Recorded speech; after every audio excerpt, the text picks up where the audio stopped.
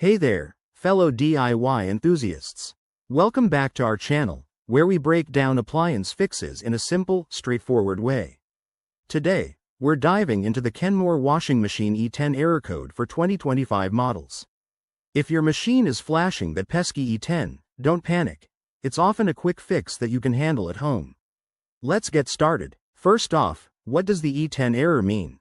In Kenmore washing machines, especially the 2025 lineup, E10 typically signals a problem with water intake.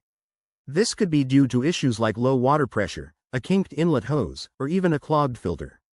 It's the machine's way of saying, hey, I can't get the water I need to run a cycle. So, how do we troubleshoot this? Step 1. Check your water supply. Make sure the washing machine is properly connected to the water source.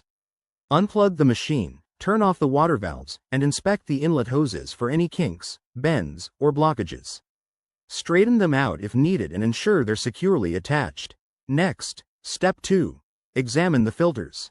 Most Kenmore models have a screen filter on the inlet valve. You'll find it where the hose connects to the machine. Use a flashlight to look for debris, and clean it with a soft brush or rinse it under running water. This is a common culprit and often resolves the error right away. If that doesn't do the trick, move to Step 3. Test your water pressure. Run some water from the faucet to ensure it's flowing strongly.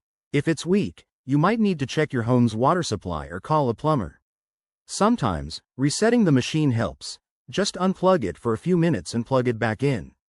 Finally, if you've tried these steps and the E10 error persists, it might be time to call in a professional. There could be a faulty inlet valve or an electrical issue that requires expert attention. Remember, safety first. Always unplug the machine before working on it. There you have it. With these tips, you should be back to clean clothes in no time. If this video helped, give it a thumbs up and subscribe for more appliance hacks. Thanks for watching, and see you in the next one.